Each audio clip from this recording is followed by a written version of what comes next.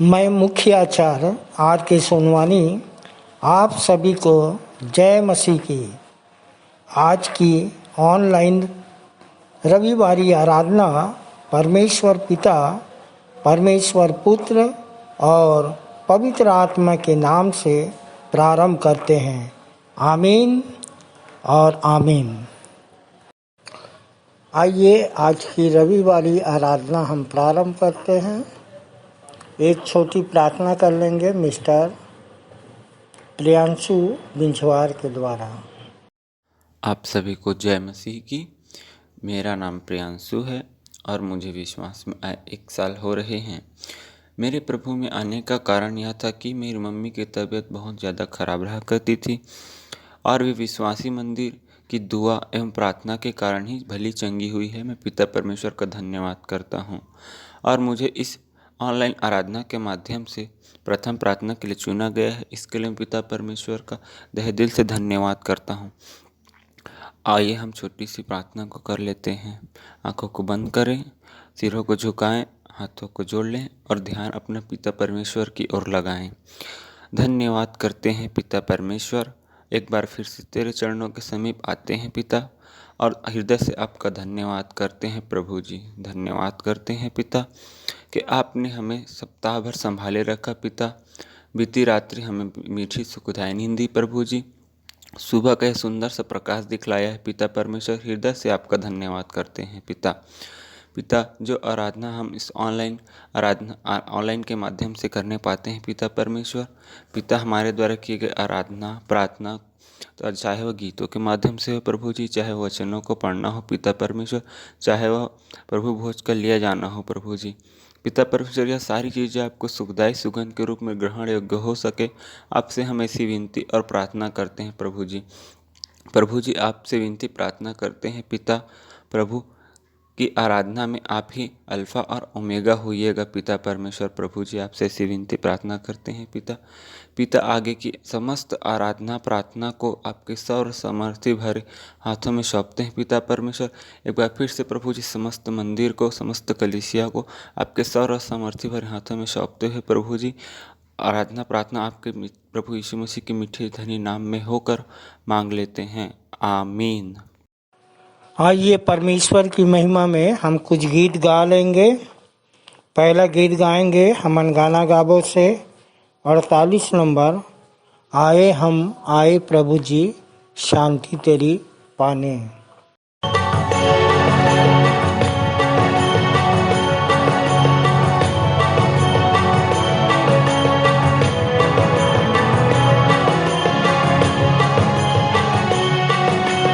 आए हम आए प्रभु जी शांति तेरी पाने, जीवन जल दे प्रभु जी तेरी कृपा पाने। आए हम आए प्रभु जी शांति तेरी पाने, जीवन जल दे प्रभु जी तेरी कृपा पाने।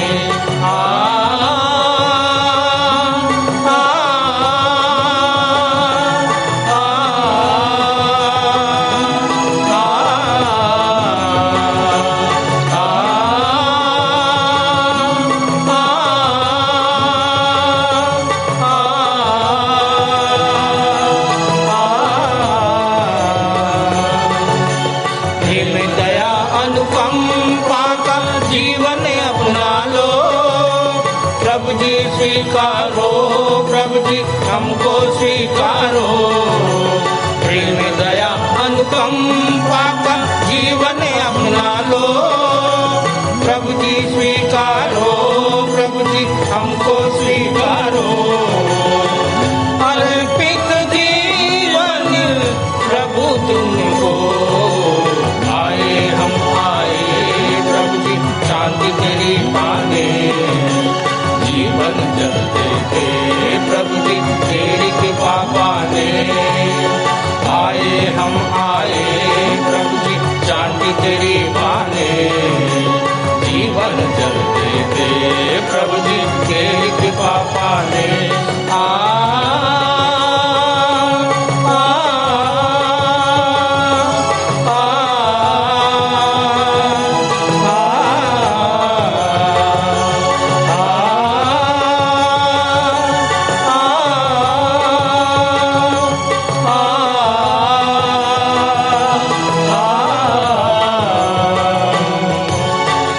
ध्यान में रत होवे जीरा तब दर्शन पावे।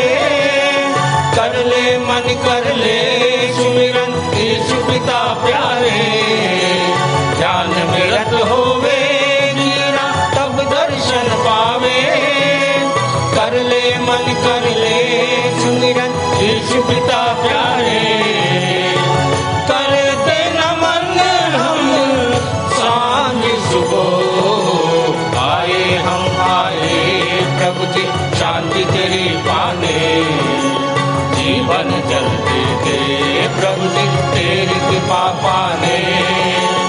आए हम आए प्रभु जी शांति तेरी पाने। जीवन जलते थे प्रभु जी तेरी कृपा पाने।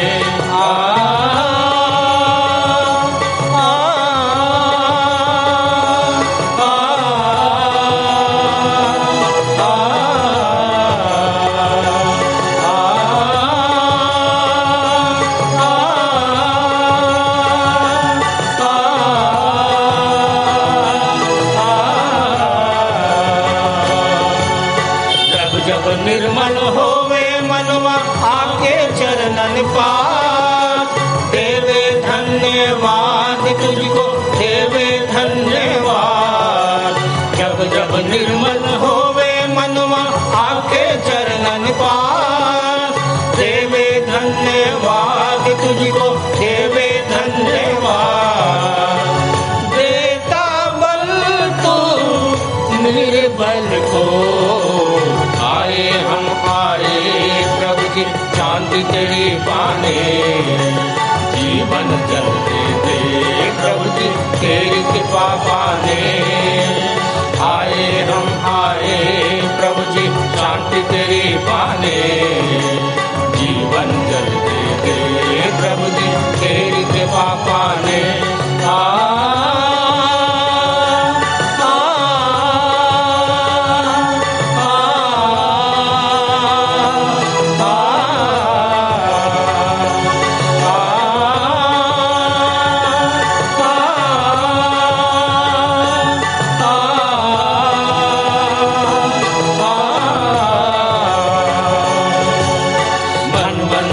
प्रभु आन बसो और दूर करो अंधकार। चिंता गम की आंधी हमको डराए बारंबार। मन मंदिर प्रभु आन बसो और दूर करो अंधकार। चिंता गम की आंधी हमको डराए बारंबार। कर दो निर्मल पापिन को। आए हम आए प्रभु जी शांति तेरी पाने। जीवन जलते थे प्रभु जी तेरी कृपा पाने। आए हम आए प्रभु जी शांति तेरी पाने। जीवन जलते थे प्रभु जी तेरी कृपा पाने।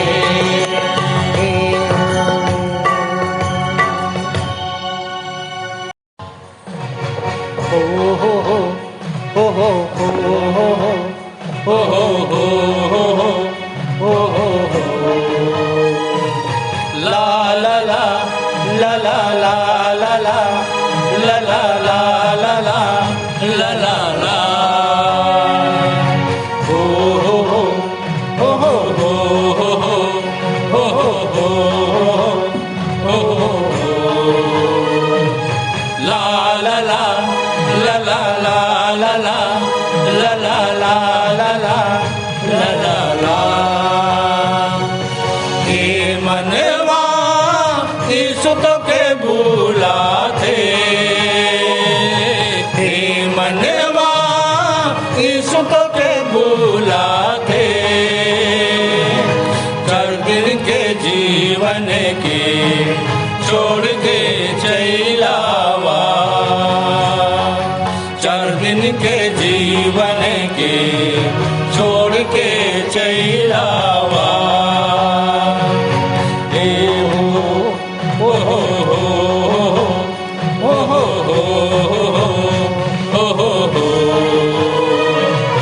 La la la la la la la la la ला ला ला ला ला ला। जीवन में शांति खोजे जाति से कहाँ मनवरे, जाति से कहाँ मनवरे। जीवन में शांति खोजे जाति से कहाँ मनवरे, जाति से कहाँ मनवरे। यीशु करे थीना शांति के झरना धीरे धीरे बहते। यीशु करे थीना शांति के झरना धीरे धीरे बहते। हे मनवा यीशु तो के बुलाते, 4 दिन के जीवन के छोड़ के चलावा। 4 दिन के जीवन के छोड़ के चलावा। हो हो हो हो हो हो हो हो हो। ला ला ला ला ला ला ला ला ला ला ला ला ला ला ला। जीवन में मुक्ति खोजे जाति से कहाँ मनवरे, जाति से कहाँ मनवरे। जीवन में मुक्ति खोजे जाति से कहाँ मनवरे, जाति से कहाँ मनवरे। यीशु करे थीना शांति के झरना धीरे धीरे बहते। यीशु करे थीना शांति के झरना धीरे धीरे बहते। हे मनवा यीशु तो के बुलाते, 4 दिन के जीवन के छोड़ के चलावा। 4 दिन के जीवन के छोड़ के चलावा। हो हो हो हो हो हो हो हो हो। ला ला ला ला ला ला ला ला ला ला ला ला ला ला। सबके बचायक लागे दिल के अपन प्राण मनवरे, दिल के अपन प्राण मनवरे। सबके बचायक लागे दिल के अपन प्राण मनवरे, दिल के अपन प्राण मनवरे। यीशु करे थीना शांति के झरना धीरे धीरे बहते। यीशु करे थीना शांति के झरना धीरे धीरे बहते। हे मनवा यीशु तो के बुलाते, 4 दिन के जीवन के छोड़ के चलावा। 4 दिन के जीवन के छोड़ के चलावा। 4 दिन के जीवन के छोड़ के चलावा।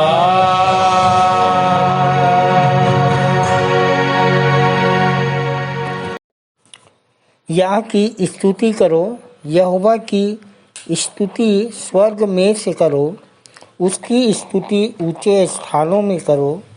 हे उसके सब दूतों उसकी स्तुति करो, हे उसकी सब सेना उसकी स्तुति करो। हे सूर्य और चंद्रमा उसकी स्तुति करो। हे सब ज्योतिर्मय तारागण उसकी स्तुति करो। हे सबसे ऊंचे आकाश और हे आकाश के ऊपर वाले जल, तुम दोनों उसकी स्तुति करो। वे यहोवा के नाम की स्तुति करें, क्योंकि उसी ने आज्ञा दी और वे सिरजे गए। मुख्य आराधना के प्रारंभ में हम एक गीत गा लेंगे। स्तुति के गीत से 4 नंबर, तेरे सन्मुख शीश नवाते हे जग के करतार।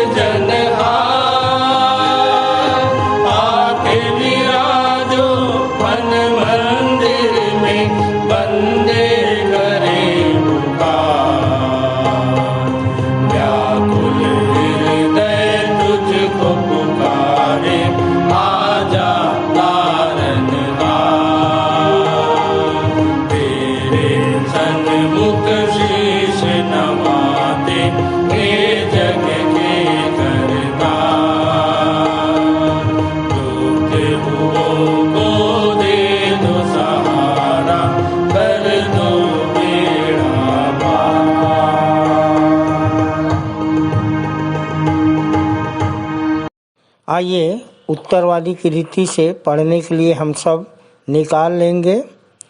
इब्रानियों 10 अध्याय उसका 19 से लेके 39 पद तक, जिसको पढ़ने में अगुवाई करेंगी कुमारी दीपांजलि केवट और उत्तर देंगी कुमारी भारती साहू। आप सभी को जय मसीह की। मेरा नाम दीपांजलि कैवर्त है। मैं सरसैनी कलेसिया से हूँ। मैं सर्वप्रथम परमेश्वर पिता और संचालक मंडल को धन्यवाद देती हूँ कि उन्होंने मुझे इस उत्तरवादी पढ़ने के लिए अवसर दिया। आप सभी को जय मसीह की। मेरा नाम कुमारी भारती साहू है। मंदिर में बनी मुझे 2 साल हो गए और मैं भी सर्वप्रथम पिता परमेश्वर और संचालक मंडल का धन्यवाद करती हूँ कि मुझे भी उत्तरवादी पाठ पढ़ने का अवसर दिया। तो आइए हम उत्तरवादी पाठ पढ़ने के लिए निकाल लेंगे। इब्रानियों की पत्री 10 अध्याय 19 से लेकर 39 पद तक हम पढ़ लेंगे, जो पृष्ठ क्रमांक पाया जाता है 342, जिसको पहला पद मैं पढ़ूंगी और दूसरा पद आप भारती दीदी के साथ पढ़ लेंगे। इसलिए हे भाइयों, जब हमें यीशु के लहू के द्वारा एक नए जीवित मार्ग से पवित्र स्थान में प्रवेश करने का साहस हुआ है, जो उसने पर्दे अर्थात अपनी देह के द्वारा हमारे लिए खोल दिया है। और जबकि हमारा एक ऐसा महान याजक है जो परमेश्वर के घर का अधिकारी है, तो आओ हम सच्चे मन और पूर्ण विश्वास के साथ और विवेक का दोष दूर करने के लिए हृदय पर छिड़काव लेकर और देह को शुद्ध जल से धुलाकर परमेश्वर के समीप आएं। आओ हम अपनी आशा के अंगीकार को अचल होकर दृढ़ता से थामे रहे, क्योंकि जिसने प्रतिज्ञा की है वह विश्वास योग्य है। और ध्यान रखे कि किस प्रकार प्रेम और भले कार्यों में एक दूसरे को उत्साहित कर सकते हैं, और एक दूसरे के साथ इकट्ठा होना ना छोड़ो, जैसा कि कितनों की रीति है, वरन एक दूसरे को प्रोत्साहित करते रहो, और उस दिन को निकट आते देखकर और भी अधिक इन बातों को किया करो। यदि सत्य का ज्ञान प्राप्त करने के बाद भी हम जानबूझकर पाप करते रहे, तो फिर पापों के लिए कोई बलिदान शेष न रहा, परंतु दंड की भयानक प्रतीक्षा और अग्नि ज्वाला शेष है, जो विरोधियों को भस्म कर देगी। जो कोई मूसा की व्यवस्था का उल्लंघन करता है, वह 2 या 3 लोगों की गवाही पर बिना दया के मार डाला जाता है। तो तुम ही सोचो कि वह व्यक्ति और भी कितने कठोर दंड का भागी होगा, जिसने परमेश्वर के पुत्र को पैरों से रौंदा और वाचा के लहू को, जिसके द्वारा वह पवित्र ठहराया गया, अपवित्र समझा और अनुग्रह के आत्मा का अपमान किया है। क्योंकि हम उसे जानते हैं जिसने कहा, बदला लेना मेरा काम है, बदला मैं ही दूंगा। और फिर यह प्रभु अपने लोगों का न्याय करेगा। जीवित परमेश्वर के हाथों में पड़ना भयंकर बात है, परंतु उन दिनों का स्मरण करो जब तुम ज्योति प्राप्त करने के पश्चात घोर कष्टों के संघर्ष में स्थिर रहे थे। कभी कभी तो तुम निंदा और क्लेश के द्वारा लोगों के सम्मुख तमाशा बने, और कभी तो जो सताए गए थे उनके साथ भागीदार बने। क्योंकि तुमने बंदियों के साथ सहानुभूति दिखाई और अपनी संपत्ति के जब्त किए जाने को यह जानकर साहस स्वीकार किया कि तुम्हारे पास और भी अधिक उत्तम और चिर स्थायी संपत्ति है। इसलिए अपना भरोसा ना छोड़ो, जिसका महान प्रतिफल है। क्योंकि तुम्हें धैर्य की आवश्यकता है कि तुम परमेश्वर की इच्छा पूर्ण करके जिस बात की प्रतिज्ञा की गई थी उसे प्राप्त कर सको। क्योंकि अब थोड़ी ही देर में आने वाला आएगा और विलंब नहीं करेगा। मेरा धर्मी जन विश्वास से जीवित रहेगा, परंतु यदि वह पीछे हटे तो मेरे मन को प्रसन्नता नहीं होगी। अंतिम वचन हम सब एक साथ पढ़ लेंगे। हम उनमें से नहीं जो नाश होने के लिए पीछे हटते हैं, पर उनमें से हैं जो प्राणों की रक्षा के लिए विश्वास रखते हैं।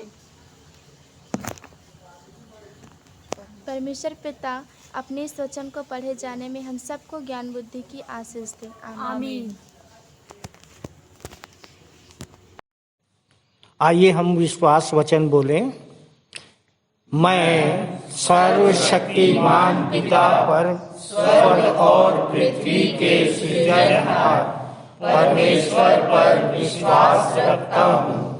मैं उसके एकलौते पुत्र हमारे प्रभु यीशु मसीह पर, जो पवित्र आत्मा के सामर्थ के द्वारा कुमारी मरियम से जन्मा, जिसने पोंतियुस पिलातुस के राज्य में दुख उठाया, जो क्रूस पर टांगा गया और मारा गया, जो गाड़ा गया और अदृश्य लोक में पहुंचा, और तीसरे दिन मृतकों में से फिर जी उठा, जो स्वर्ग पर चला गया और सर्वशक्तिमान पिता परमेश्वर के दाहिने हाथ विराजमान है, और जीवितों और मृतकों का न्याय करने फिर आने वाला है।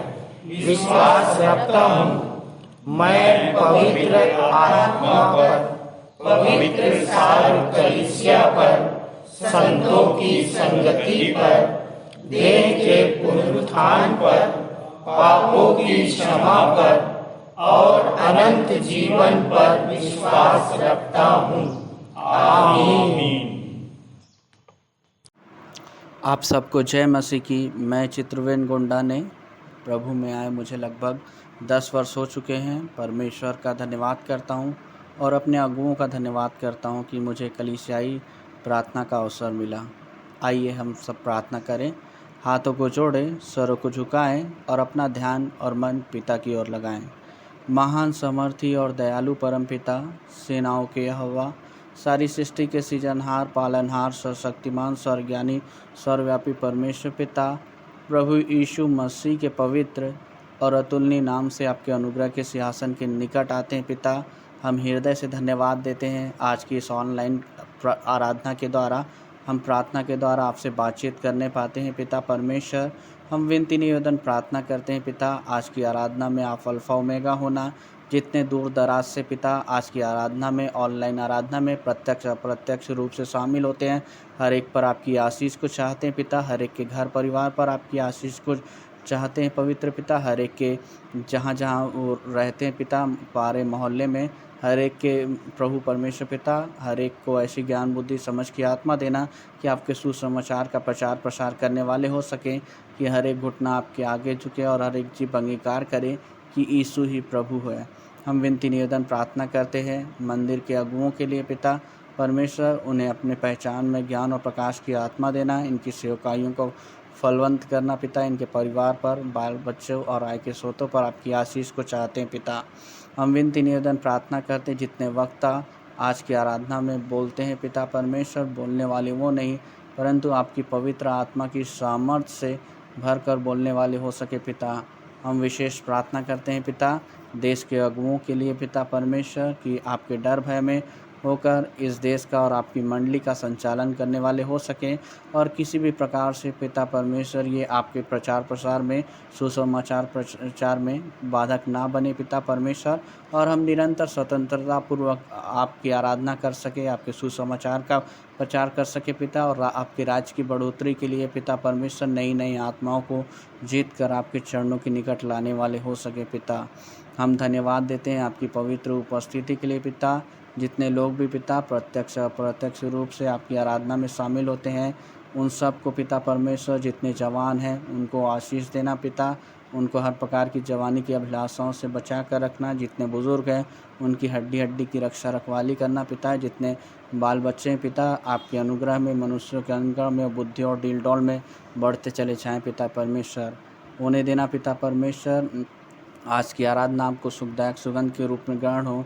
गीतों का गाया जाना, वचनों का पढ़ा जाना, संदेश का दिया जाना और गवाहियों का दिया जाना, संपूर्ण आराधना आपको सुखदायक सुगंध के रूप में ग्रहण हो। आज की आराधना में आप अल्फा ओमेगा होना पिता। हम धन्यवाद देते हैं, आपने हमारी प्रार्थनाओं को सुना। सारा आदर महिमा गौरव आपको देते हुए मसीह यीशु के पवित्र और अतुलनीय नाम से छोटी विनती को मांगते हैं, आमीन। ये समय है संदेश का। हम संदेश में जाएंगे। हमारे लिए संदेश लेके आ रही हैं मंदिर की सह संचालिका डॉक्टर अल्पना राम जी, जिनका विषय है भीतर की वस्तुओं को करके दान, भीतर की वस्तुओं को करके दान पाले आत्मिक वरदान। लूका 11:41 पर इनका संदेश आधारित है। को जय मसीह की। मैं डॉक्टर अल्पना राम विश्वासी मंदिर की सह संचालिका हूँ। मेरे संदेश का आज का विषय है भीतर की वस्तुओं को कर के दान पा लें आत्मिक वरदान। लूका 11:41। इसमें इस प्रकार लिखा है, भीतर वाली वस्तुओं को दान कर दो तो देखो सब कुछ तुम्हारे लिए शुद्ध हो जाएगा।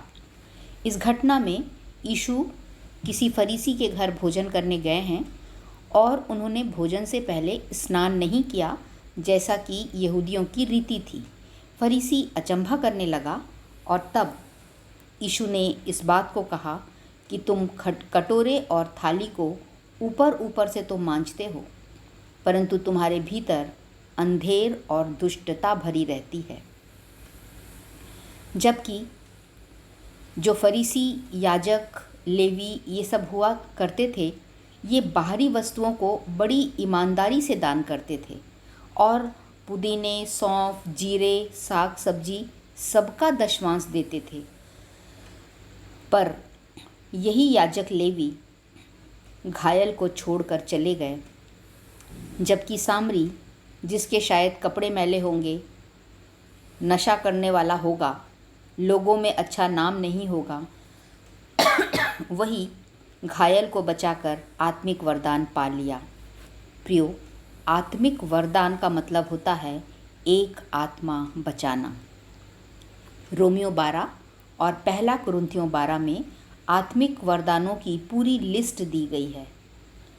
अक्सर हम बाहरी चीज़ें पाने की ख्वाहिश रखते हैं और इसीलिए आजमाइश में पड़ते हैं।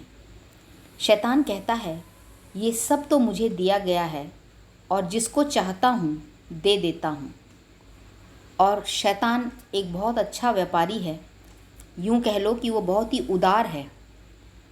वो एक बाहरी चीज़ के साथ एक भीतरी वस्तु फ्री में दे देता है, जैसे अच्छी नौकरी के साथ टेंशन फ्री, पैसे के साथ चिंता फ्री, सफलता चाहे नौकरी में, पढ़ाई में, बिजनेस में, सफलता के साथ लालच फ्री में दे देता है। संसारिक टैलेंट्स के साथ घमंड और अभिमान फ्री में मिल जाता है। बुद्धि और ज्ञान के साथ क्रोध फ्री में मिल जाता है। बच्चे के साथ मोह मिल जाता है। और परमेश्वर की दृष्टि बाहर नहीं परंतु मन पर लगी रहती है। पहला शमूएल 16:7। तो परमेश्वर हमारी रकम को नहीं देखता, हमारे हर्ष को देखता है। मत्ती 12:41 में यीशु मंदिर के भंडार के सामने बैठकर देख रहे थे कि लोग मंदिर के भंडार में किस प्रकार पैसे डालते हैं। ये नहीं लिखा है कि कितने पैसे डालते हैं, ये लिखा है किस प्रकार पैसे डालते हैं। यीशु मसीह आज भी देखते हैं जब हम डालते हैं। और क्या देखते हैं? जब कोई धनी थैले भर के पैसे उंडेल रहा होगा तो यीशु ने उसके अंदर के अहंकार को देखा। 2 दमड़ी चढ़ाने वाली स्त्री के मन को यीशु देख रहे थे। तो प्रियो, प्रभु ये नहीं देखते कि हमने कितना डाला है, परंतु ये देखते हैं कि हमने कितना अपने पास रख छोड़ा है। और इसीलिए उन्होंने उस स्त्री के विषय में कहा, इसने अपनी सारी जीविका डाल दी है। जब मरियम इत्र उंडेल रही थी, यहूदा इस्करियोती इत्र की कीमत आंक रहा था और वहीं यीशु मरियम के प्रेम को नाप रहे थे। मरियम को सबसे बड़ा आत्मिक वरदान मिला कि यीशु के जी उठने पर उसे पहला दर्शन प्राप्त हुआ और वो यीशु के पुनरुत्थान की खबर देने वाली पहली गवाह, सबसे पहली गवाह बन गई। प्रियो, पूरा भंडारा खिलाकर भी लोग वो आशीष नहीं पाते जो सारपत की विधवा ने एलिया को 1 रोटी खिलाकर पा लिया। अकाल में पेट भर के खाना, न कटोरी का मैदा घटा, न कुप्पी का तेल। क्या ये आत्मिक वरदान नहीं है? पतरस ने एक बार यीशु से पूछा, हम तो सब कुछ छोड़कर तेरे पीछे हो लिए हैं, हमें क्या मिलेगा? और प्रभु ने उससे कहा, इस लोक में 100 गुना और परलोक में अनंत जीवन। मत्ती 19:28-29। पतरस को प्रियो, जो सब कुछ छोड़कर यीशु के पीछे हो लिया था, उसको यह आत्मिक वरदान मिला कि उसकी परछाई से भी लोग चंगे हो जाते थे। कुरनेलियुस को स्वर्गदूत ने कहा, तेरी प्रार्थनाएं दान और स्मरण के लिए परमेश्वर के पास पहुंची हैं। प्रेरितों के काम 10 और उसके 4 पद में इसको पढ़ा जा सकता है।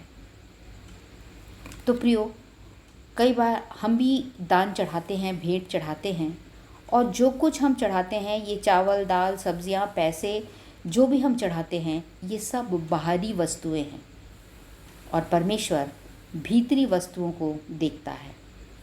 एक बार 2 बहनें अपने सिर पर धान का बड़ा सा बोरा रखकर आईं मंदिर में चढ़ाने के लिए। मैं पुलपिट पर बैठी थी। मैंने सोचा कि उस बहन की हेल्प कर देती हूँ, और मैंने उस बोरे को उतारना चाहा, उनके जो वो सिर पर रखे हुए थी, पर वो इतना भारी था कि मुझसे तो उतारा ही नहीं गया। और उस दिन मैंने उनके स्वेच्छापूर्वक परिश्रम को देखा कि वे उस बोझ को पता नहीं कितनी दूर से अपने सिर पर उठाकर ला रही हैं। प्रियो, धान का बोरा तो बाहरी वस्तु है, पर परिश्रम भीतरी चीज़ है। मन की उदारता भीतरी चीज़ है, जिसे यीशु मसीह देखते हैं। एक बहन ने एक बार मुझसे कहा कि मैं अपने घर का इंटीरियर डिज़ाइन करवा रही हूँ। तो मैंने उससे कहा, इंटीरियर क्यों करवा रही हो, एक्सटीरियर करवाओ भाई। एक्सटीरियर को जो बाहर का होता है वो सबको, हर कोई देखेगा, सड़क पर चलने वाला भी देखेगा, पर इंटीरियर को तो गिने चुने लोग जो आपके घर के अंदर आएंगे वही आपके घर के अंदर की डिज़ाइन को देखेंगे। उस बहन ने बड़ी अच्छी बात कही। उसने कहा कि हम तो अंदर रहते हैं, तो जब हम इंटीरियर कराएंगे तो हमें बड़ा अच्छा फील होगा। और उस दिन मेरे मन में एक विचार आया उस बहन की बात से। उस बहन ने मुझसे ये भी कहा कि कुछ पुरानी चीज़ें हैं जिन्हें हमें तोड़ना पड़ रहा है। कुछ पुराने फर्नीचर तोड़कर हम नए बनवा रहे हैं, कुछ दीवारें हैं उसको भी हम तोड़ रहे हैं, कुछ पुरानी अलमारियां हैं उसको भी हम तोड़ के नया डिज़ाइन दे रहे हैं। और करीब 20 दिन के बाद उस बहन का फ़ोन फिर से आया और उसने कहा कि हमारे घर का इंटीरियर डिज़ाइन हो चुका और अब मुझे बहुत अच्छा फ़ील हो रहा है। और मैंने सोचा, उस बहन से कहा कि आपके घर का इंटीरियर तो 20 दिन में हो गया, परंतु मेरा तो 20 सालों में भी नहीं हो पाया है। अभी तो मैं पुरानी दीवारों को तोड़ने में ही लगी हूँ। अभी भी क्रोध की दीवार, नफ़रत की अलमारी, लोभ की तस्वीर, ईर्ष्या का दरवाज़ा तोड़ना बाकी है। प्रियो, सच बात है, परमेश्वर हमारे अंदर रहता है, न कि बाहर। और जब उस बहन ने कहा कि हम अपना इंटीरियर जब करवाएंगे तो हम अंदर रहते हैं, हमें अच्छा लगेगा, तो सच बात है, जब हम अपने भीतरी वस्तुओं को दान करते हैं और अपने भीतर को शुद्ध करते हैं तो परमेश्वर जो हमारे भीतर रहता है उसको बहुत अच्छा लगता है।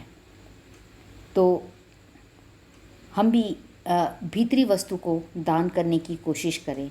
एक भाई ने एक बार मुझे बताया था कि उनके चर्च में जब धन्यवादी पर्व होता है और साल में एक बार धन्यवादी पर्व मनाया जाता है, जहां लोग बहुत सारी चीज़ों को चढ़ाते हैं और उसके बाद उन चीज़ों की नीलामी हुआ करती है और वो बहुत ऊंचे दाम में बिकती है।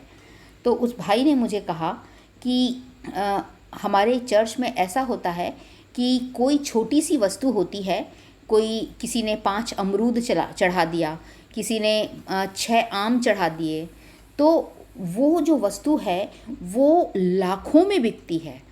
तो मुझे बड़ा आश्चर्य हुआ, क्योंकि हमारे चर्च में हज़ारों में बिक जाती है पर लाखों में नहीं बिकती हैं। तो मुझे बड़ा आश्चर्य हुआ। तो वो बोलने लगे कि वहाँ पर 2 पार्टी रहती है और वो अपनी प्रतिष्ठा दांव पर लगा देते हैं। एक छोटे से 5-6 आम को खरीदने के लिए वो एक पार्टी वाले बोलेंगे 10,000, तो दूसरा पार्टी वाला बढ़कर बोलेगा 20,000, और इस तरह से वो लोग खड़े खड़े इतना अपने खेतों को भी दांव पर लगा देते हैं। वो खेत भी बेचने को तैयार हो जाते हैं उस छोटे से आम को खरीदने के लिए। तो प्रियो, परमेश्वर ऐसा दान बिल्कुल नहीं चाहता है जिस पे कि हम अपनी प्रतिष्ठा चाह रहे हैं। परमेश्वर की दृष्टि मन पर लगी रहती है प्रियो, और इसीलिए हमें मन को ही देखना है और भीतरी वस्तु को दान करना है। कुलूसियों उसके 3 अध्याय और उसके 5वें पद में लिखा है कि हमें अपने अंदर से किन किन चीज़ों को मार डालना है। और इस तरह से प्रियो, परमेश्वर भीतरी वस्तु को पसंद करता है। तो यदि स्वर्ग में पाना है सम्मान, तो भीतरी वस्तुओं को कर दे दान और पाले आत्मिक वरदान। आप सबको जय मसीह की। सुंदर संदेश के लिए हम मंदिर की सह संचालिका डॉक्टर अल्पना राम जी का बहुत बहुत धन्यवाद करते हैं। प्रभु उन पर और उनके पूरे परिवार पर अपनी आशीष बनाए रखे। प्रभु भोज विधि का संचालन आचार्य डॉक्टर शीतला सूर्यवंशी के द्वारा। आप सबको जय मसीह की। मेरा नाम आचार्य डॉक्टर शीतला सूर्यवंशी है और प्रभु में आए मुझे 14 वर्ष हो गए। सर्वप्रथम मैं परमेश्वर पिता का धन्यवाद करती हूँ कि आज मुझे प्रभु भोज संचालन का अवसर मिला है, और अपने अगुओं का भी मैं हृदय से धन्यवाद करती हूँ। आज के दिन हम प्रभु भोज ग्रहण करते हैं। प्रभु भोज क्यों महत्वपूर्ण है हमारे जीवन में, और इसका महत्व क्या है, और इस लहू और मांस से हमें क्या मिलता है। लहू में क्या है, इसका महत्व क्या है, आइए हम देखें। पहला, यीशु के लहू में जीवन है।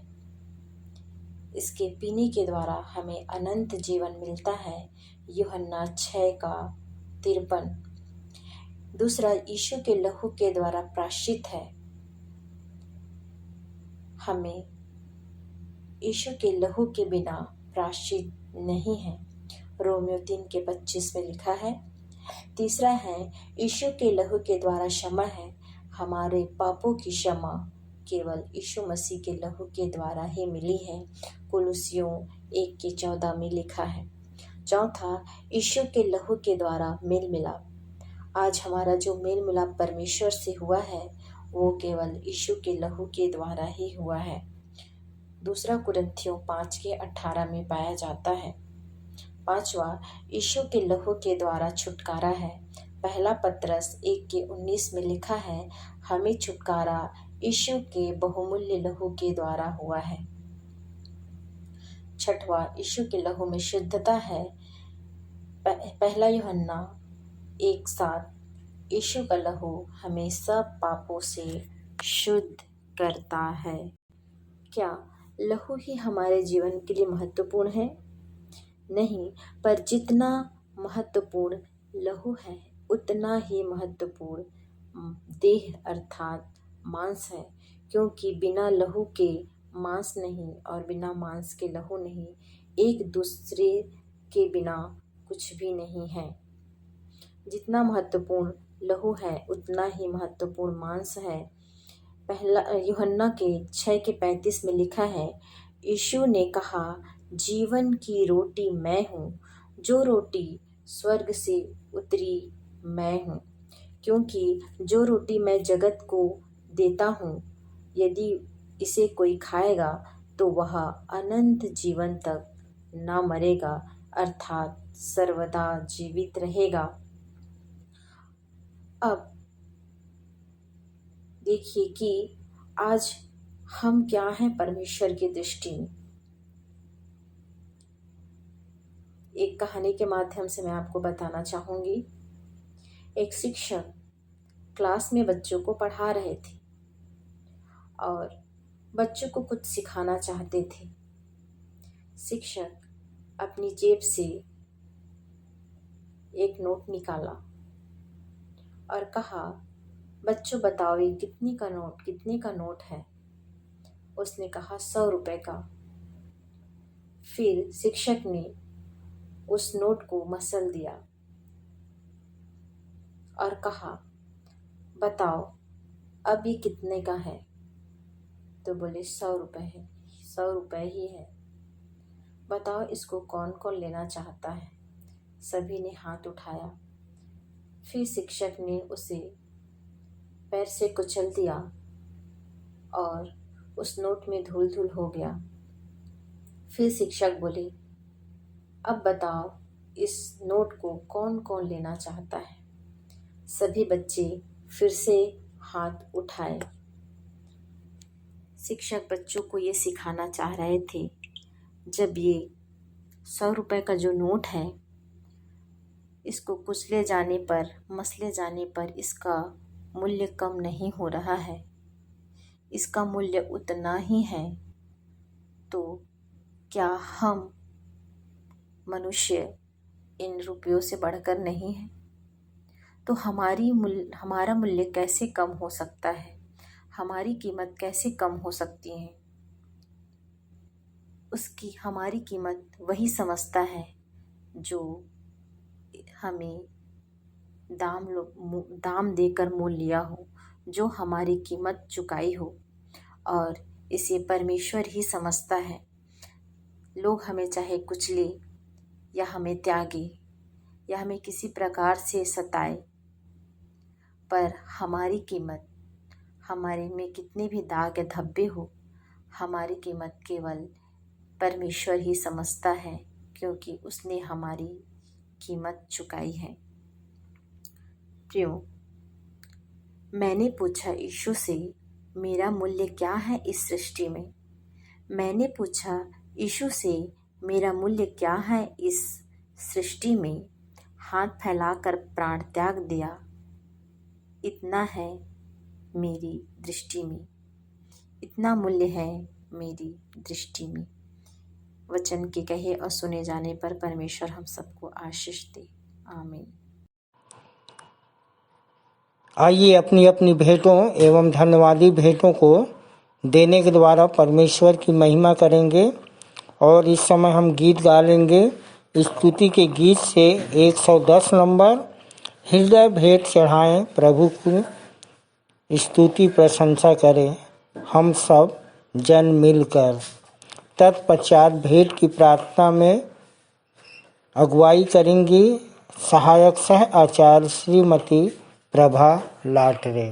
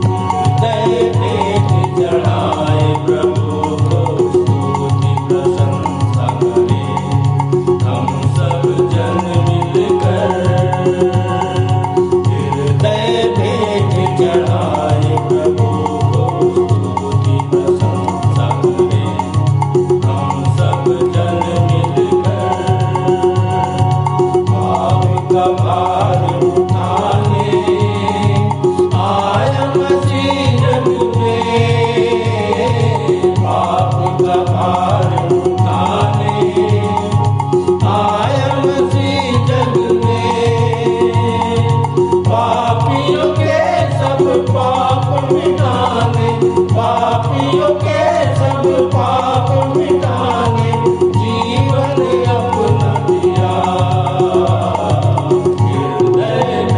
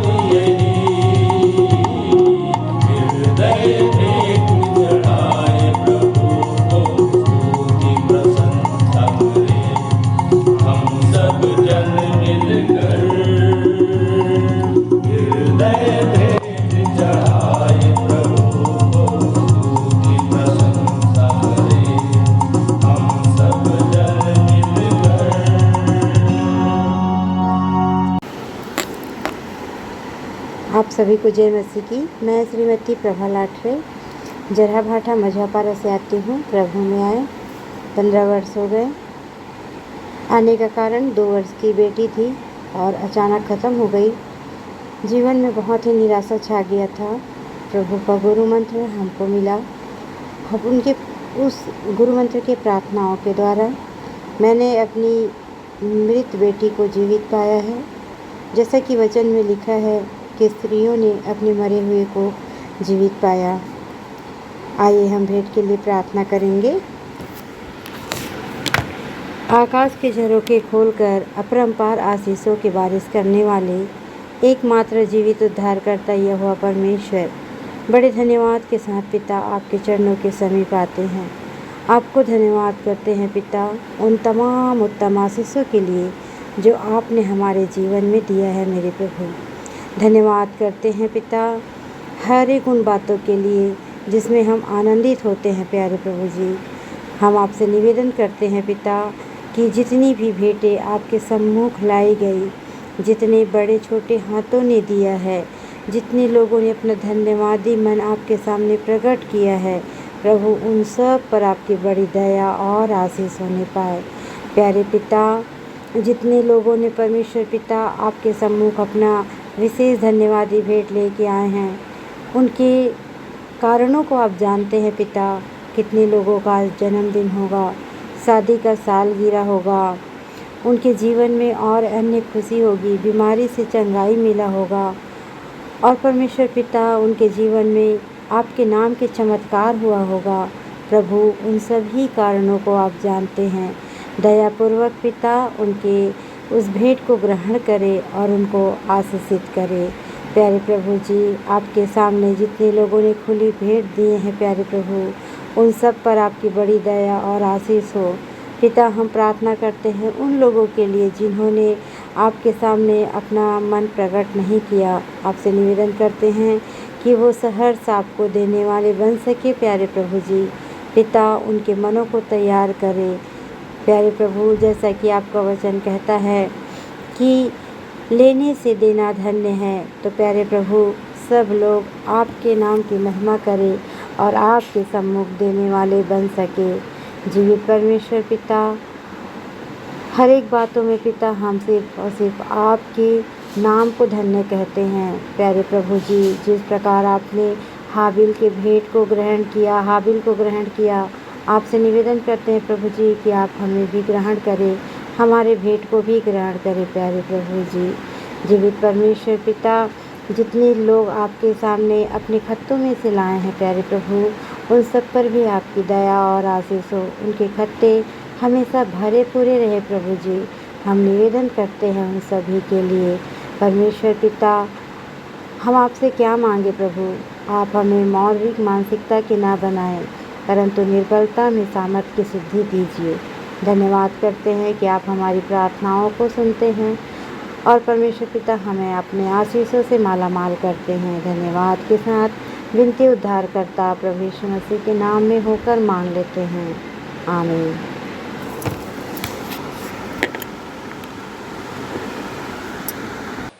मैं मुख्य आचार्य R.K. सोनवानी आप सभी को जय मसीह की।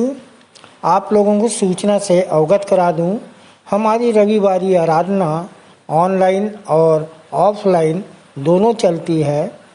समय का विशेष ध्यान दें, प्रातः 10 बजे से दोपहर 12:30 बजे तक। जिनको जिनको आराधना में जिम्मेदारी दी जाती है उनको ऑनलाइन और ऑफलाइन दोनों में बोलना है। ऑनलाइन के लिए अपना ऑडियो बनाकर शुक्रवार शाम तक अवश्य ही मुझको भेज देवें।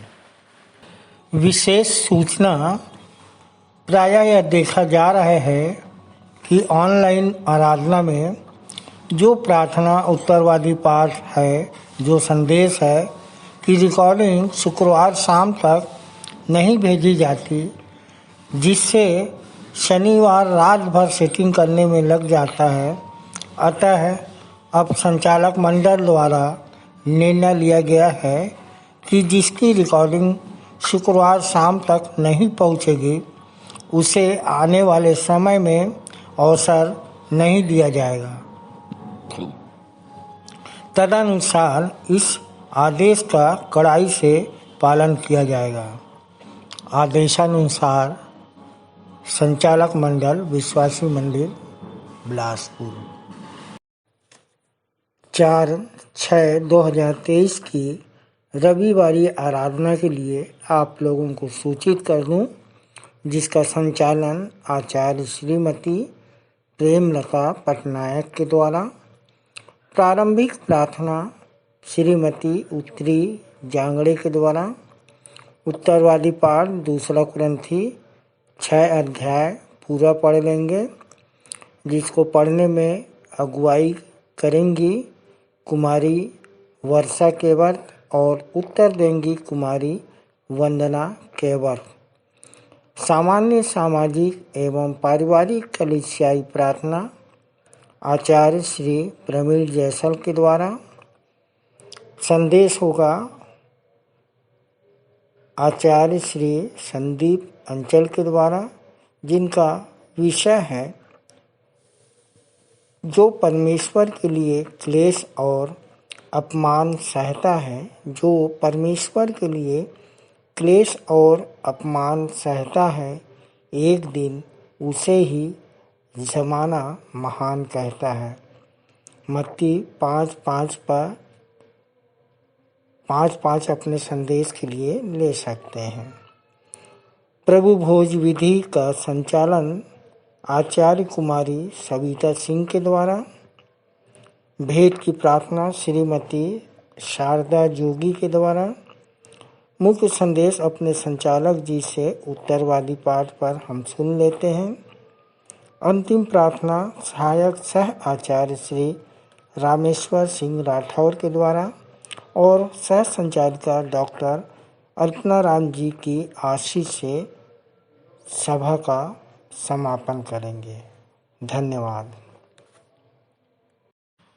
आइए और अंत में सुन लेते हैं अपने मंदिर के संचालक जी द्वारा पिछले सप्ताह के संदेशों की समीक्षा, मंदिर की वर्तमान स्थिति एवं भविष्य की योजनाएं तथा उत्तरवादी पाठ पर संक्षिप्त टिप्पणी।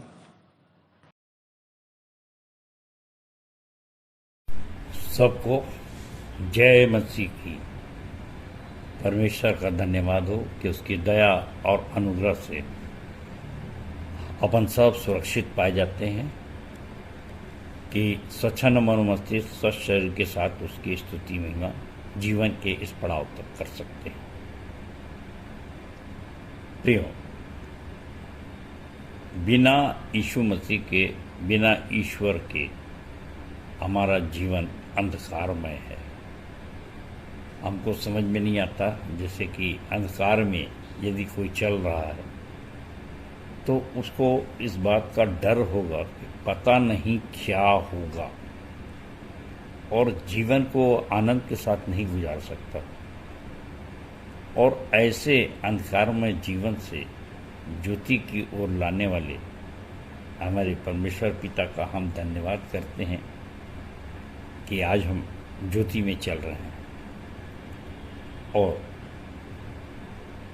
हम पिछले सप्ताह की कुछ बातों को याद करेंगे, जबकि हमारे भाई सह संचालक श्री आशीष जलाल द्वारा एक सुंदर संदेश हमारे सामने रखा गया और उनका विषय था अंधकार में ज्योति, और कैसे दुनिया में छाया था गम का अंधेरा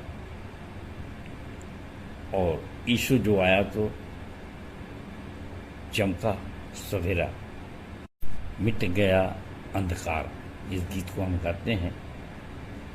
और परमेश्वर ने भी उत्पत्ति के प्रारंभ में, उत्पत्ति 1:1 से 5 के बीच में कहा उजाला हो, और कैसे पृथ्वी बेडौल और सुनसान पड़ी हुई थी और अंधकार में उजाला हो गया।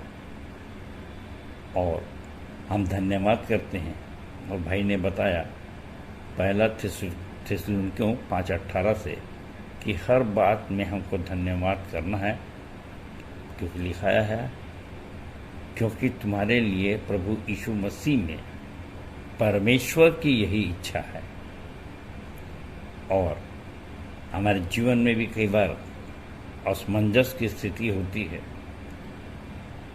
घोर अंधकार की तराई में हम आ जाते हैं, परंतु कैसे परमेश्वर हमें ऐसी परिस्थितियों में लाता है जब हम प्रार्थना करते हैं तो फिर से हमारे जीवन में रोशनी का सुराग आता है और फिर हम अंधकार की वादियों से रोशनी में आ जाते हैं।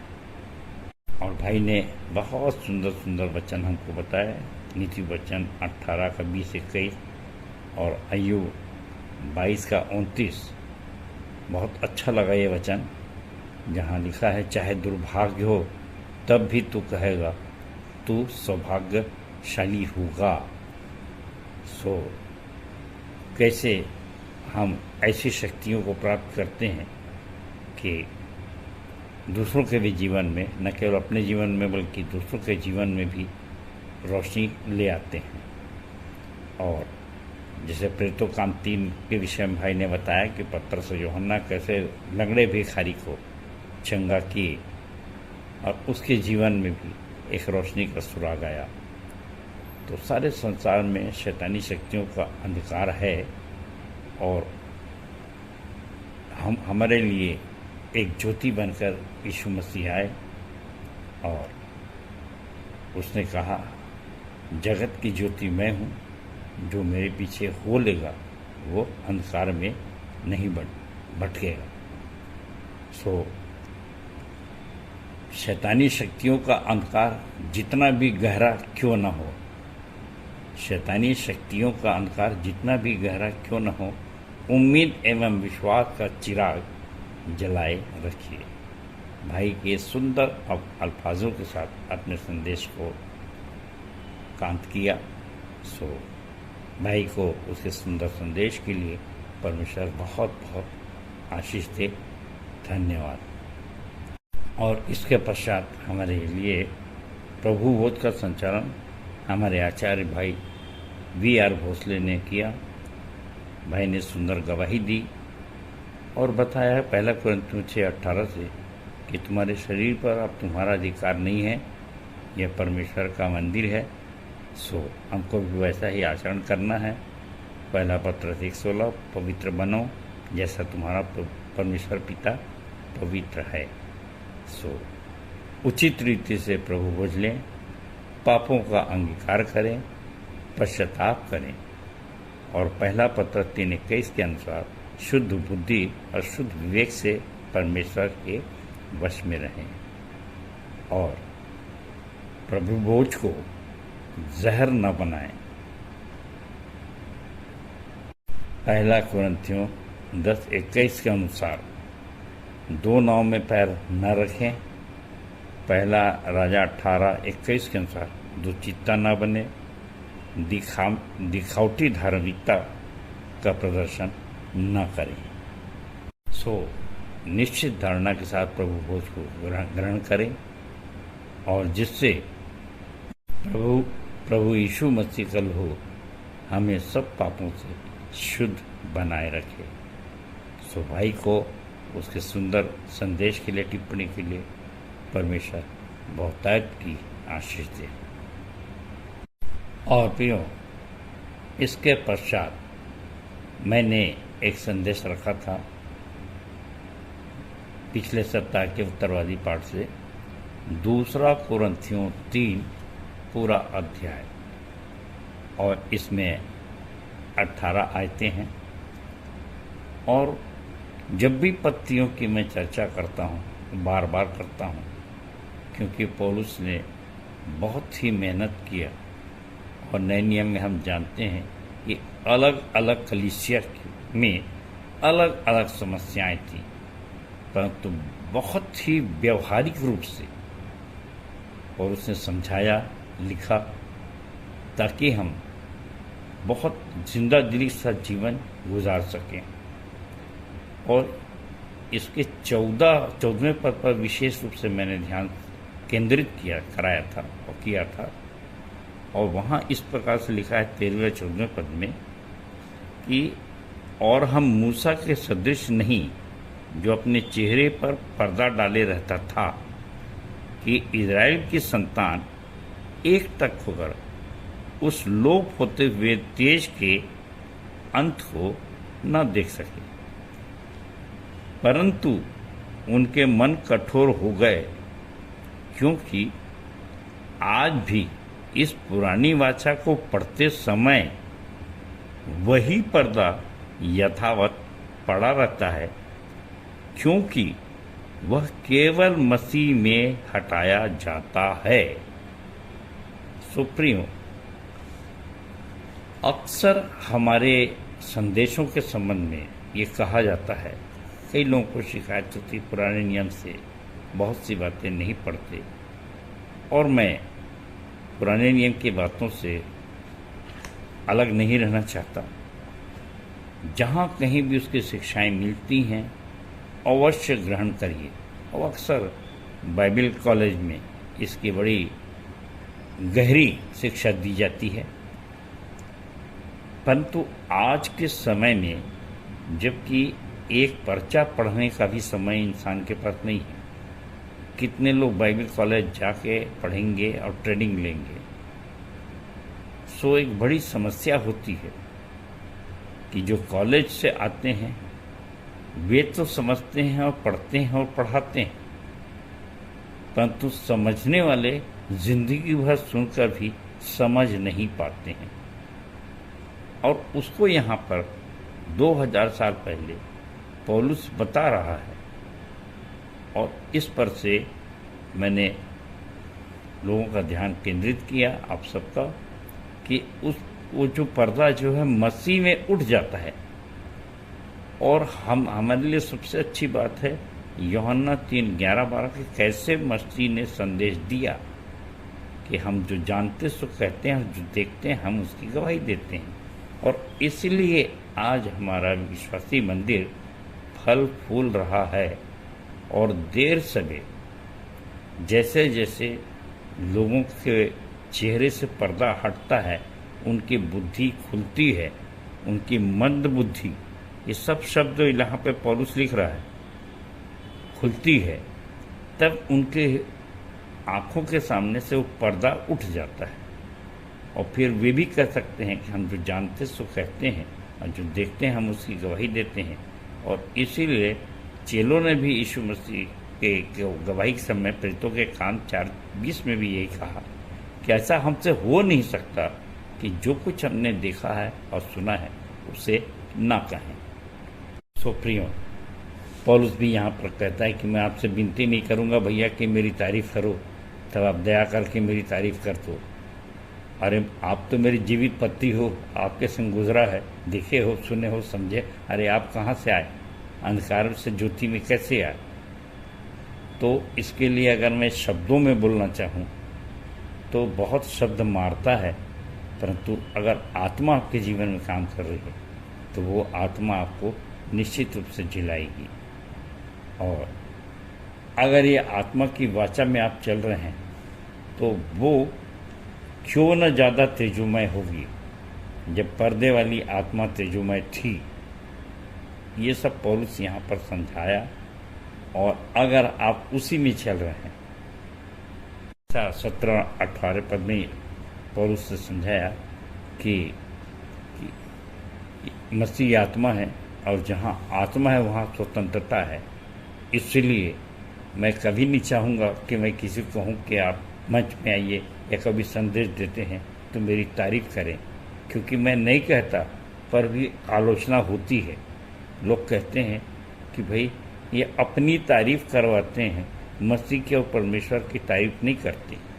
तो इससे आप समझ सकते हैं कि मंद बुद्धि कैसी है, कि जो कुछ है तो मसीह मेरे अंदर बोलता है, परमेश्वर की आत्मा मुझ में काम करती है।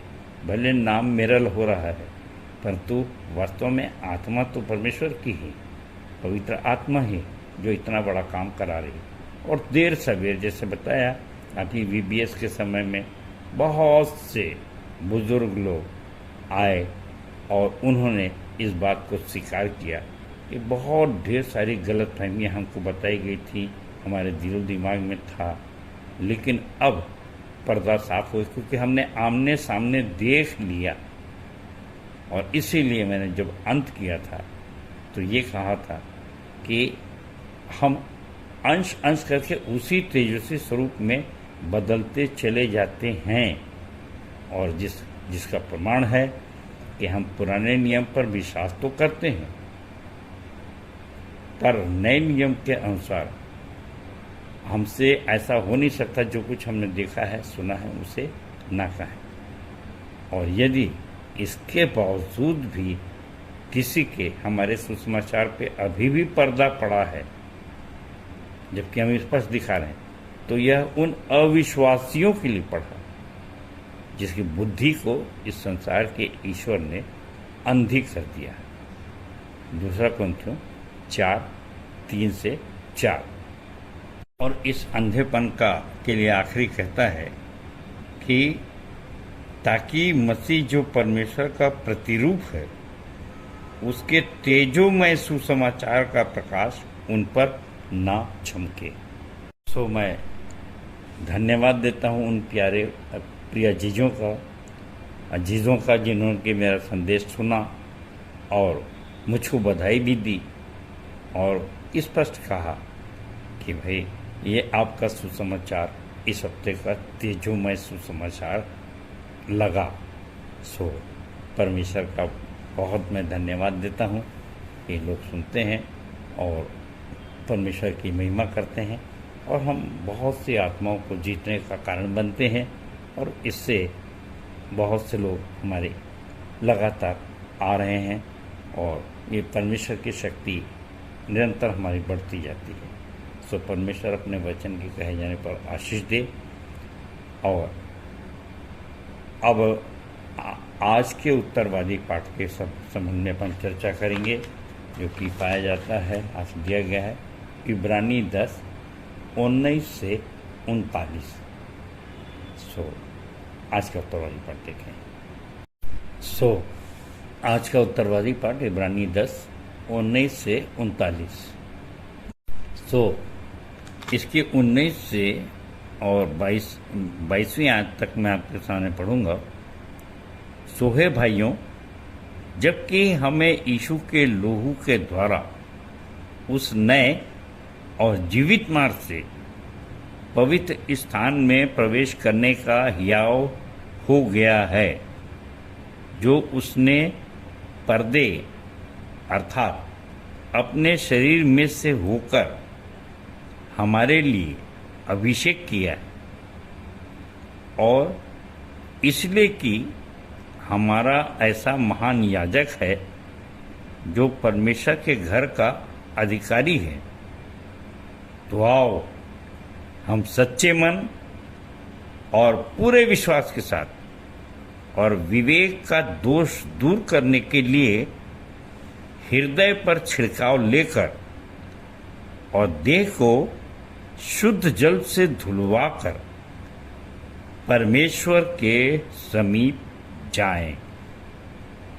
सो प्रियो, आज जिस विषय पर अपन चर्चा कर रहे हैं उसके लिए मैंने हेडिंग दिया है विश्वास विवेचना के साथ।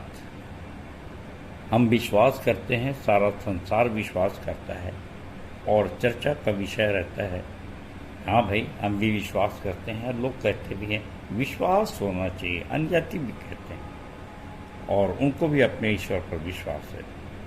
परंतु यहाँ पर एक बहुत महत्वपूर्ण चीज़ है कि वे विवेचना नहीं कर पाते, और अगर जब उनसे तर्क किया जाता है, जैसे गुरु मत में तर्क दिए गए हैं, 5 पॉइंट्स हैं, 5 वचन हैं, और उस पे तर्क है कि क्या जो सब जगह नहीं रहता, क्या वो ईश्वर हो सकता है, इत्यादि इत्यादि। और जब वे कैलकुलेट करते हैं तो आप सब इस बात की गवाही है कि जब आपने विवेचना की तो आपने माना कि ये तो ईश्वर हो ही नहीं सकता।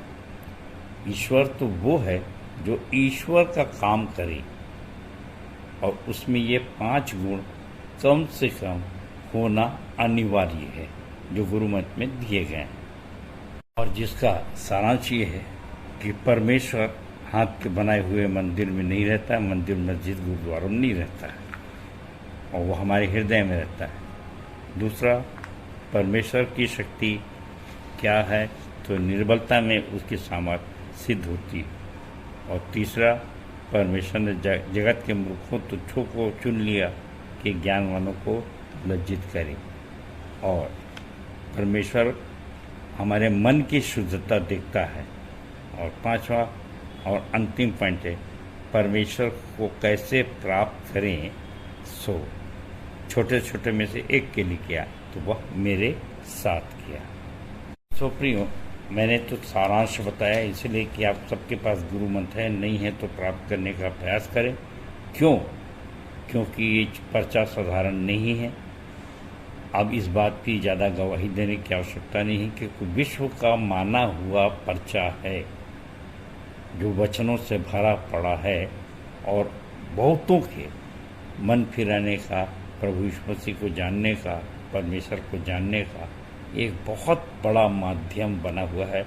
और सब ने माना कि ये परमेश्वर की एक आशीष है और आप सब इसकी विवेचना कर रहे हैं क्योंकि जीती हुई आत्मा आपके आंखों के सामने है। और इसलिए इब्रानियों का लेखक कहता है कि इस कारण जबकि गवाहों का ऐसा बड़ा बादल हमको घेरे हुए है, तो आओ हर एक रोकने वाली वस्तु और उलझाने वाले पाप को दूर करके वह दौड़ जिसमें हमें दौड़ना है, धीरज से दौड़ें।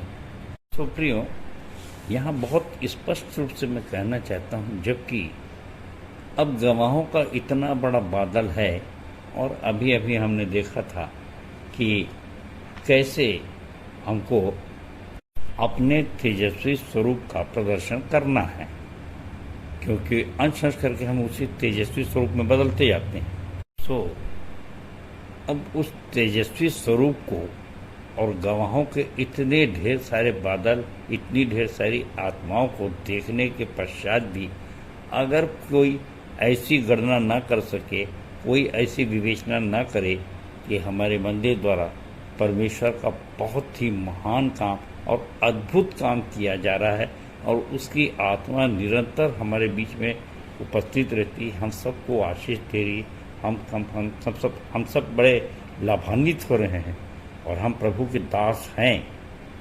सो ये कैसे संभव है कि ऐसे अविश्वासी जन हमारे साथ उस पवित्र स्थान में प्रवेश करने का हियाव कैसे करेंगे। तो प्रियो, इस अगर लय व्यवस्था 16 देखा जाए तो वहाँ पर पुराने नियम की बहुत ढेर सारी बातें लिखाई हुई हैं कि पवित्र स्थान में प्रवेश करने के लिए याजकों को क्या क्या करना पड़ता था। परमेश्वर जहाँ था वहाँ पर मूसा को प्रवेश करने से पहले कहा, तू अपनी जूती को उतार दे क्योंकि स्थान पवित्र स्थान है। और वाचा के संदूक के बारे में अपन जानते हैं कि कैसे कैसे थोड़ी सी भी गलती चूक हो जाने से वे भस्म हो जाते थे। और इसी प्रकार से वेदी के पास जहाँ याजक बहुत से प्रायश्चित करके ले जाता था और पाप बलि, होम बलि, मेल बलि, नाना प्रकार की बलियाँ चढ़ाया जाता था, इस रस्म को पूरी करता था। और कहा जाता है कि जरी सी भी चूक हो जाने से वो भस्म हो जाता था और हर कोई वहाँ पर सरलता से प्रवेश नहीं कर सकता था। परंतु यहाँ पर देखिए कितनी सुंदर बात कह रहा है कि हे भाइयों, हमें यीशु के लोहू के द्वारा उस नए और जीवते मार्ग से पवित्र स्थान में प्रवेश करने का हियाव हो गया है। अब परमेश्वर के स्वरूप में से पर्दा हट गया, यीशु मसीह हमारे सामने आ गया और यीशु मसीह ने बहुत स्पष्ट कहा, जिसने मुझे देखा उसने परमेश्वर को देखा। इसीलिए पौलुस ने 1 कुरिन्थियों 3:16 में हमको समझाया कि क्या तुम नहीं जानते कि तुम परमेश्वर का मंदिर हो और परमेश्वर का आत्मा तुम में वास करता है। हमने गुरु मंत्र में और भी स्पष्ट कर दिया कि यदि आपको परमेश्वर को देखना है तो दर्पण में देखिए। तो प्रियो, अपने आप में हमको आत्मविश्वास होना चाहिए, कॉन्फिडेंस होना चाहिए। और इसलिए वो कहता है 21वें पद में कि और इसलिए कि हमारा ऐसा महान याजक है प्रभु यीशु मसीह, जो परमेश्वर के घर का अधिकारी है।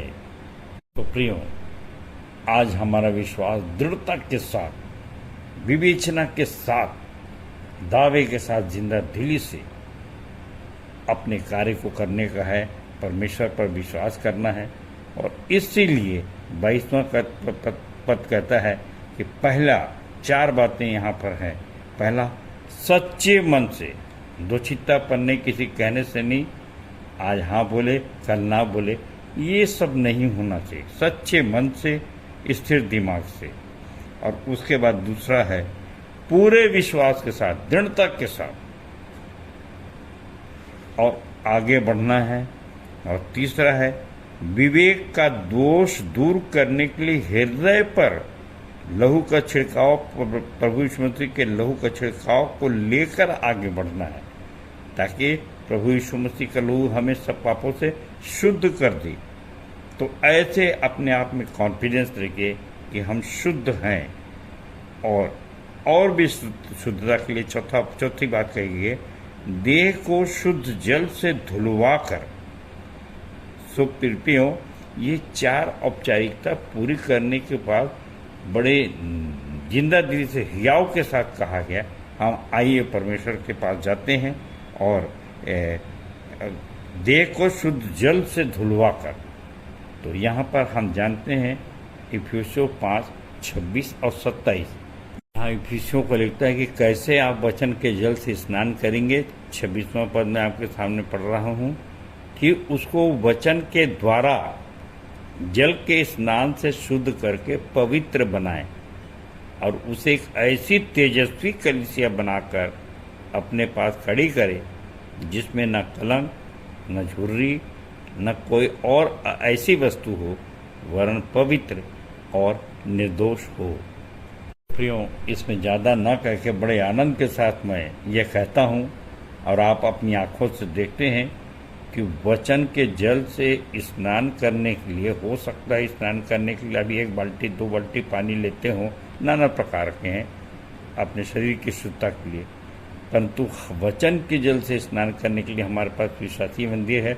और मैंने कहा कि जिधर देखिए उधर वचन लिखा हुआ है, तो हमारे पास समुंदर है वचन का। और इसमें कितने लोग सवेरे शाम तक गोता लगाते हैं और कितने लोग शुद्ध होते हैं। और जिन्होंने नहीं देखा वे अवश्य एक बार आके देखें कि कैसे चारों तरफ सिर्फ वचन और वचन और वचन है, कि वहाँ पहुँचते साथ ही लोग शुद्ध हो जाते हैं।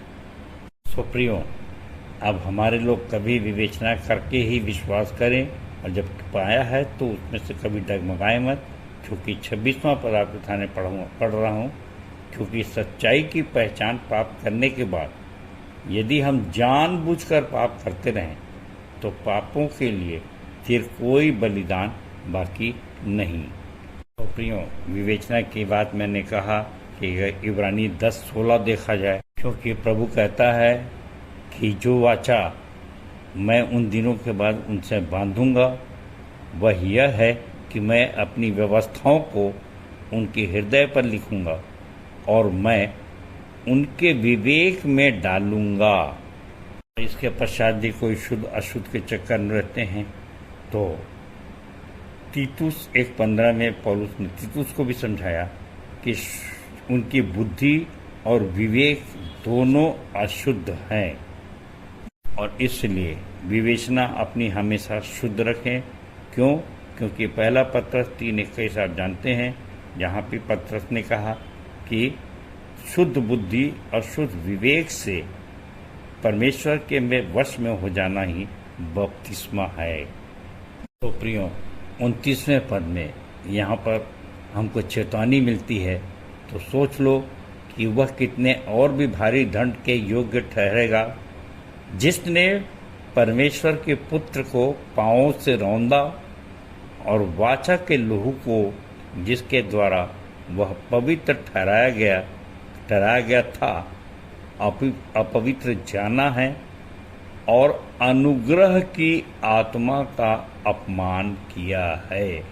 सो प्रभु करे कि हम इस दंड के भागी न हो, क्योंकि 31वां पद कहता है जीवते परमेश्वर के हाथों में पड़ना भयानक बात है। मैं बहुत ही आनंदित होता हूँ कि देखिए मेरे साथ जो काम कर रहे हैं उसमें से बहुतों ने अपना तन मन धन लगाया, और उसके विषय में 34वें पद में कहता है, जैसे पौलुस अपने इब्रानियों को लिखता है, मैं अपने विश्वासी मंदिर वालों से कह रहा हूँ, क्योंकि तुम कैदियों के दुख में भी दुखी हुए और अपनी संपत्ति भी आनंद से लूटने दी, यह जानकर कि तुम्हारे पास एक और भी उत्तम और सदा ठहरने वाली संपत्ति है। इसके अंतिम में 38 और 39 पद में वचन कहता है, और मेरा धर्मी जन विश्वास से जीवित रहेगा, और यदि वह पीछे हट जाए तो मेरा मन उससे प्रसन्न न होगा। पर हम हटने वाले नहीं कि नाश हो जाएं, पर विश्वास करने वाले हैं कि प्राणों को बचाएं। सो प्रियो, कितने आनंद की बात है कि यीशु मसीह ने कहा, जो कोई अपने प्राण को मेरे खातिर खोता है वह अपने प्राण को बचाएगा। सो हमारे लिए आवश्यक है प्राण देने तक विश्वास योग्य रहें, ताकि जीवन का मुकुट पा सकें। तो प्रियो, अंत के दिनों के लिए बहुत सारी बातें कही गई है। यहाँ सारांश इतनी है कि बहुत से भरमाने वाले आएंगे। शैतान भी जैसे उज्ज्वल रूप धारण करता है, सो धर्म के सेवक भी अगर उसका स्वरूप धारण करें तो इसमें कोई आश्चर्य की बात नहीं। परंतु आप ऐसा कैलकुलेट करके, इसे विवेचना करके बिल्कुल विश्वास में दृढ़ रहिए, ताकि इस जीवन में बहुतायत का जीवन और परलोक में अनंत जीवन को प्राप्त कर सकें। आपका ऐसा विश्वास दृढ़ हो। सो परमेश्वर अपने वचन के कहे जाने पर आशीष दे। सबको जय मसीह की, जय मसीह की और जय मसीह की। धन्यवाद। उत्तरवादी पाठ पर सुंदर सारगर्भित एवं व्यवहारिक टिप्पणी के लिए अपने संचालक जी का बहुत बहुत धन्यवाद करते हैं। तालियां। हम अपनी आराधना के अंतिम भाग में हैं। अंतिम गीत गाएंगे स्तुति के गीत से 123 नंबर, तू तो जिएगा देखने से यीशु की ओर। अंतिम प्रार्थना में अगुवाई करेंगी सहायक सह आचार्य श्रीमती आरती करोसिया। प्रभु की प्रार्थना और सह संचालिका श्रीमती अर्चना दास जी की आशीष से सभा का समापन करेंगे।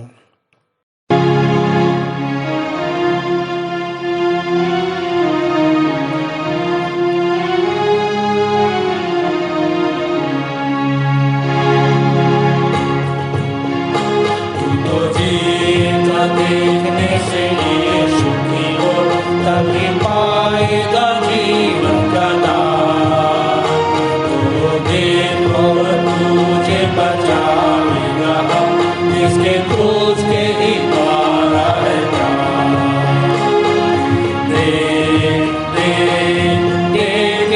जी तो जीना देखने से यीशु की ओर तभी पाएगा जीवन का दान। देखो उठाया है उसने सब पापों का बोझ, तो तुम अपना भी बोझ उसे दे। उसके बंधन से लोग सब बहता रहा कि सब ऋण तेरे भरे जाए। देख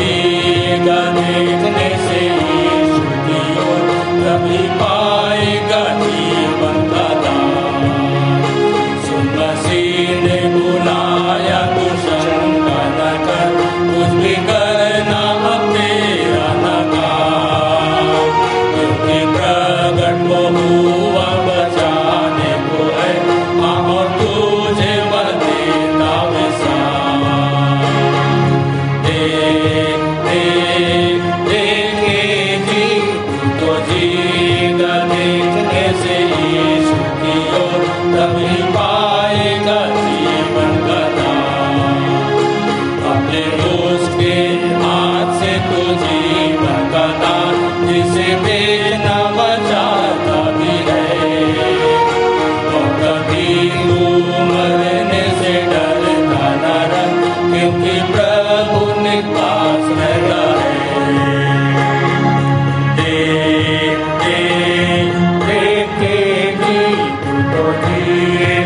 देखने से यीशु की ओर, तभी पाएगा जीवन का दान। आप सभी को जय मसीह की। मेरा नाम श्रीमती आरती करोसिया है। मंदिर आते 11 वर्ष हो गए। आइए हम प्रार्थना में जाएं। हाथ जोड़े, आंखें बंद करें और अपना ध्यान परमेश्वर की ओर लगाएं। महान सामर्थी प्रेमी पिता परमेश्वर, बड़े धन्यवाद के साथ प्रभु यीशु मसीह के नाम से हम आपके चरणों के समीप आते हैं। पिता, हृदय से धन्यवाद देते हैं प्रभु जी। जीवन के इस क्षण तक, इस पड़ाव तक आपने हमें संभाल के रखा, सुरक्षित रखा। शैतान की हर एक युक्तियों से प्रभु जी आपने हम सबको बचा के रखा पिता परमेश्वर। और हमारे जीवन में एक बार फिर से तूने ये सुंदर अवसर दिया कि हम सभी एक बार फिर से परमेश्वर पिता आपके नाम से उपस्थित हो सके और आपकी आराधना स्तुति कर सके पिता परमेश्वर। इन सारी बातों के लिए प्रभु जी हम आपका धन्यवाद करते हैं पिता परमेश्वर। धन्यवाद करते हैं कि आज की आराधना में आपने हमारी अगुवाई, मदद और सहायता की पिता परमेश्वर। और हम सभी आत्मा और सच्चाई से प्रभु आपकी स्तुति आराधना कर सके परमेश्वर पिता। प्रभु जी हम प्रार्थना करते हैं प्रभु जी कि आज हमने जो भी गीतों के माध्यम से, चाहे वचन के माध्यम से हो, प्रभु जी आपकी आराधना स्तुति की है पिता परमेश्वर। हमारी आज की पूरी आराधना प्रभु आपको सुखदायक सुगंध के रूप में ग्रहण योग्य होने पाए परमेश्वर पिता। ऐसी हम आपसे प्रार्थना करते हैं और प्रार्थना करते हैं प्रभु जी आज के वचन के लिए। प्रभु जी जो भी वचन आज हमारे सम्मुख रखा गया है पिता परमेश्वर, हम आपसे प्रार्थना करते हैं प्रभु जी के वो वचन हमारे अंदर फलवंत होने पाए प्रभु जी, और ना केवल 30 गुना 60 गुना बल्कि 100 गुना फल लाने वाला हो सके पिता परमेश्वर। और प्रभु जी इन्हीं वचनों को परमेश्वर पिता हम दूसरों को भी बताने वाले हो सके, हम खुद बचे और बहुतों को बचाने का कारण बन सके प्रभु। ऐसी हम आपसे प्रार्थना करते हैं पिता परमेश्वर। हम अपने मंदिर के संचालक जी के लिए प्रार्थना करते हैं, सह संचालकों के लिए, आचार्य गणों के लिए प्रार्थना करते हैं प्रभु जी कि आप उन पर भी अपनी आशीष हमेशा बना के रखे पिता परमेश्वर। जबकि तन मन और धन से प्रभु आपके कार्य को करते हैं पिता, होने देना परमेश्वर पिता। आप और भी उन्हें दर्शन और प्रकाशन दीजिए, ज्ञान बुद्धि समझ दीजिए कि इसी प्रकार से प्रभु आपके सुसमाचार का प्रचार प्रसार करने वाले हो सके प्रभु। उन पर और उनके पूरे परिवार पर आपकी आशीष हमेशा बनी रहे पिता परमेश्वर। ऐसी हम आपसे प्रार्थना करते हैं प्रभु जी जितने भी लोग आज पहली बार हमारे साथ आपकी आराधना स्तुति में सम्मिलित हुए हैं पिता परमेश्वर, उन सारे लोगों को भी आपके सामर्थी हाथों में सौंपते हैं प्रभु। जो बीमार है वो चंगाई को पाए, जो दुष्ट आत्माओं से ग्रसित है परमेश्वर पिता वो छुटकारा पा सके प्रभु जी, और जिसकी जैसी मनोकामनाएं हैं यीशु मसीह के नाम से पूरी हो सके पिता। ऐसी हम आपसे प्रार्थना करते हैं पिता परमेश्वर। सारी बातों को एक बार फिर से हम आपके सर्व सामर्थी हाथों में सौंपते हैं। धन्यवाद करते हैं प्रभु कि आज की आराधना में आप ही अल्फा और ओमेगा थे पिता परमेश्वर। बड़े धन्यवाद और विश्वास के साथ छोटी विनती प्रभु यीशु मसीह के नाम से मांगते हैं, आमीन। हे हमारे पिता, तू जो स्वर्ग में है, तेरा नाम पवित्र माना जाए, तेरा राज्य आए, तेरी इच्छा जैसे स्वर्ग में पूरी होती है वैसे ही इस पृथ्वी पर भी पूरी हो। हमारे दिन भर की रोटी आज हमें दे, और जैसे हमने अपने अपराधियों को क्षमा किया है वैसे ही तू भी हमारे अपराधों को क्षमा कर, और हमें परीक्षा में ना डाल परंतु बुराई से बचा, क्योंकि राज्य, पराक्रम और महिमा सदा तेरे ही है। आमीन। आइए आशीष ग्रहण करें। जौन हर तुमन ला गिरे ले बचा रखे माँ, और तुमन ला निर्दोष और आनंद भरे बना के अपन महिमा दिखाए माँ, समर्थ हवे। जौन हर हमन ला हमार प्रभु यीशु के द्वारा उबार देथे, वही परमेश्वर ला मूर्खम ले अभिन्न और जुग जुग ले महिमा, प्रताप, सामर्थ और अधिकार मिले। आमीन आओ आमीन।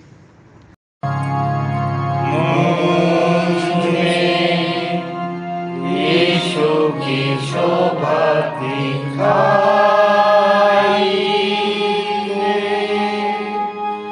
उसका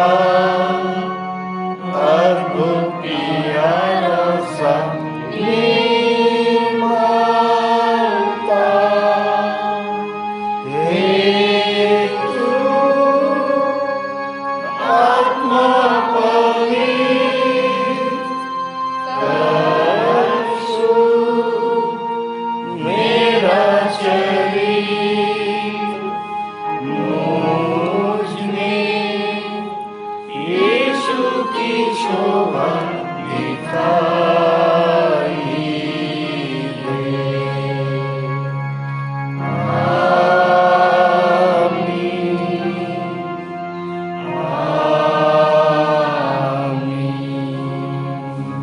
आप सबको जय मसीह की।